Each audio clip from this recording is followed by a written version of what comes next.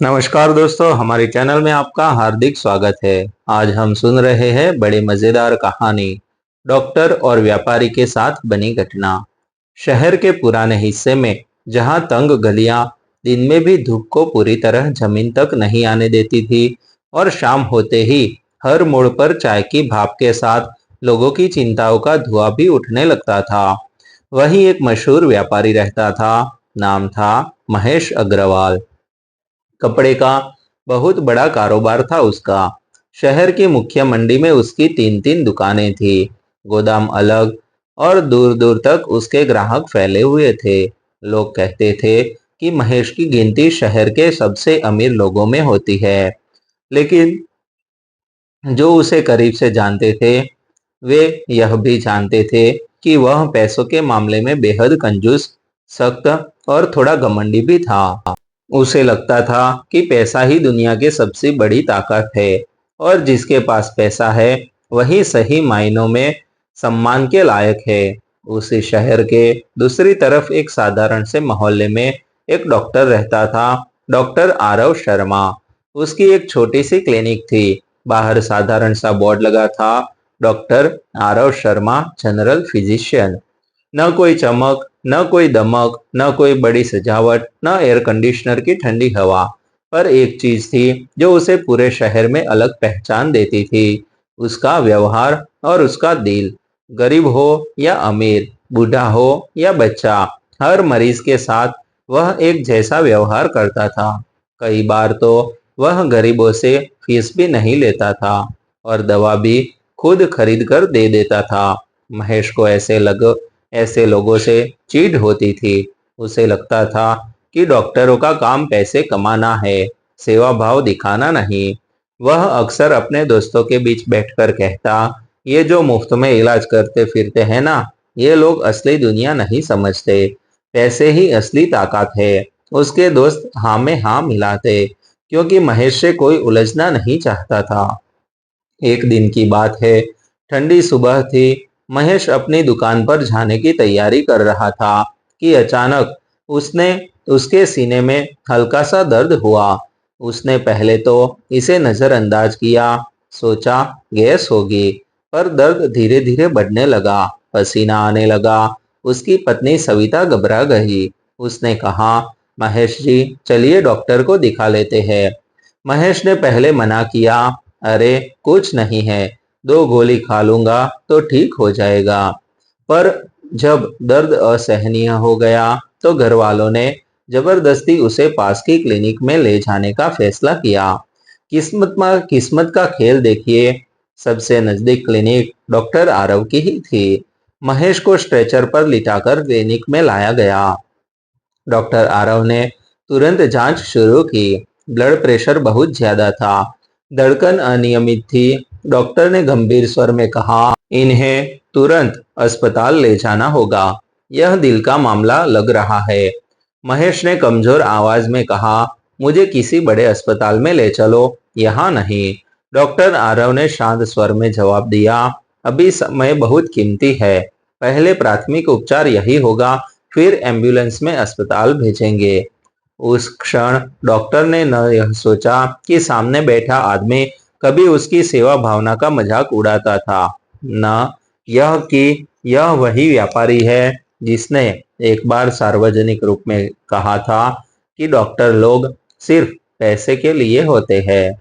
उसने सिर्फ एक मरीज देखा, एक इंसान जिसकी जान खतरे में थी। डॉक्टर आरव ने तुरंत दवाइयां दी, ऑक्सीजन लगाई और एम्बुलेंस बुलवाई। रास्ते भर वह खुद साथ गया। अस्पताल में भर्ती कराने की सारी औपचारिकताएं उसने खुद पूरी कराई। महेश की हालत गंभीर थी, हल्का हार्ट अटैक आया था। डॉक्टरों ने कहा कि समय पर प्राथमिक उपचार न मिलता तो स्थिति बिगड़ सकती थी। 3 दिन बाद जब महेश को होश पूरी तरह आया तो उसने खुद को अस्पताल के कमरे में पाया। उसने उसके पास पत्नी बैठी थी, आंखों में आंसू लिए। उसने धीरे से पूछा, क्या हुआ था? पत्नी ने बताया, अगर डॉक्टर आरव समय पर इलाज न करते तो उसकी आवाज भरा गई। महेश चुप हो गया। उसके मन में हलचल मच गई। जिस डॉक्टर को वह छोटा समझता था, उसी ने उसकी जान बचाई थी। कुछ दिन बाद जब वह अस्पताल से डिस्चार्ज हुआ, तो सबसे पहले डॉक्टर आरव की क्लिनिक पर गया।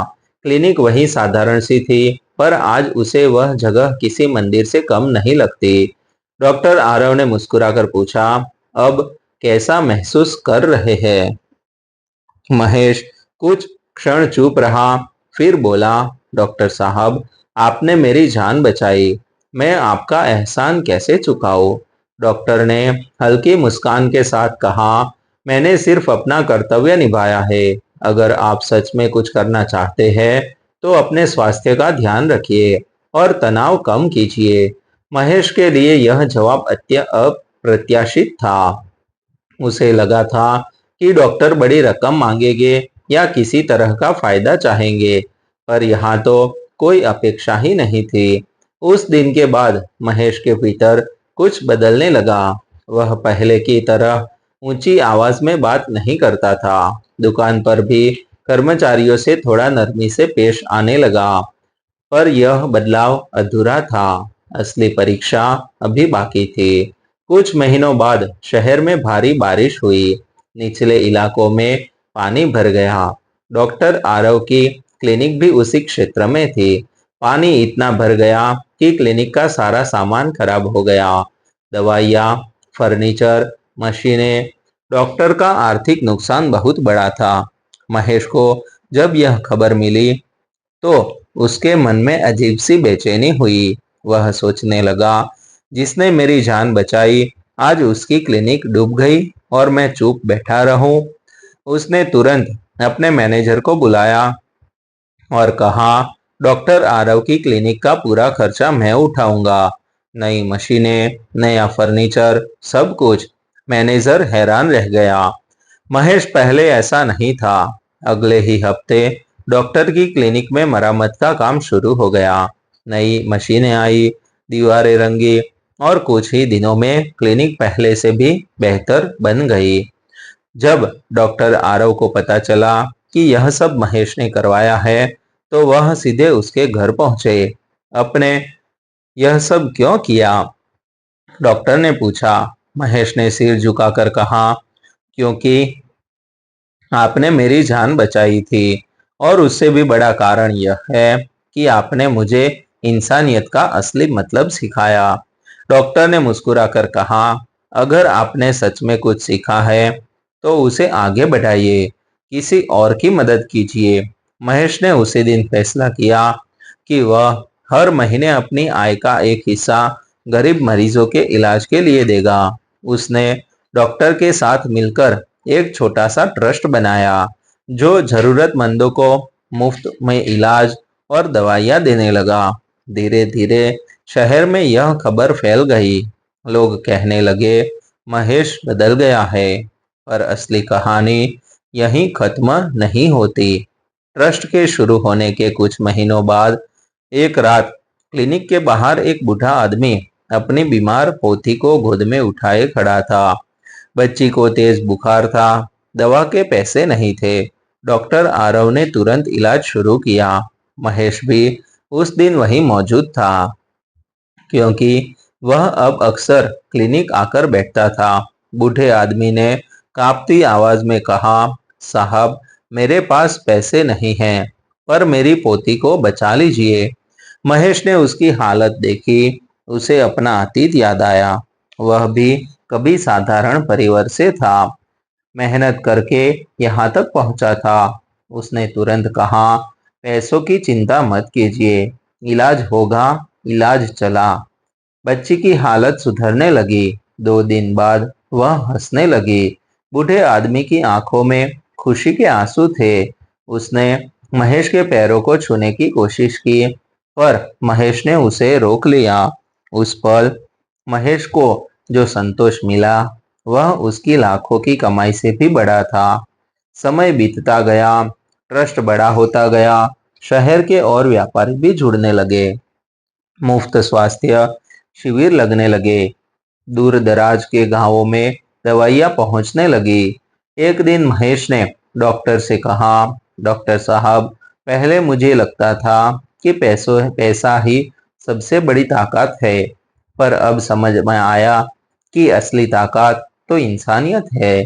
डॉक्टर आरव ने शांत स्वर में कहा, पैसा भी जरूरी है, पर जब वह सही दिशा में लगे तभी उसका मूल्य है। शहर के लोग इस जोड़ी की मिसाल देने लगे, एक डॉक्टर और एक व्यापारी जो मिलकर न जाने कितनी जिंदगियां बदल रहे थे। महेश का स्वभाव पूरी तरह बदल चुका था। अब वह कर्मचारियों की जरूरतें समझता था, गरीब ग्राहकों को उधार दे देता था और सबसे बड़ी बात, अब उसे अपने धन पर घमंड नहीं था। कहानी का सबसे भावुक पल तब आया जब एक सार्वजनिक कार्यक्रम में शहर के मेयर ने मंच से कहा, आज हम दो लोगों का सम्मान करेंगे, एक जिन्होंने सेवा को अपना धर्म बनाया और दूसरे जिन्होंने धन को सेवा का माध्यम बनाया। मंच पर जब डॉक्टर आरव और महेश साथ खड़े थे तो तालियों की गड़गड़ाहट से पूरा हॉल गूंज उठा। महेश ने माइक्रोफोन पकड़ा और कहा, मैं आज सबके सामने स्वीकार करता हूँ कि मैं पहले गलत था। मैं समझता था कि पैसा ही सब कुछ है, पर जिस दिन मेरी जान पर बनी थी, उस दिन एक डॉक्टर ने बिना कुछ सोचे मेरी मदद की थी। उसी दिन से मेरी सोच बदल गई। अगर जीवन में कुछ पाना है तो पहले इंसान बनना सीखिए। लोगों की आंखें नम थी। यह कहानी सिर्फ एक डॉक्टर और एक व्यापारी की नहीं है। यह कहानी उस बदलाव की है जो एक सच्ची सेवा किसी के दिल में ला सकती है। यह कहानी याद दिलाती है कि जीवन में दौलत कमाना गलत नहीं, पर अगर उस दौलत में इंसानियत की खुशबू न हो तो वह अधूरी है। और शायद यही कारण है कि इस घटना की चर्चा आज भी शहर की गलियों में होती है। जब भी कोई पूछता है कि असली अमीरी क्या होती है, तो लोग कहते हैं, वह जो दिल को बड़ा बना दे।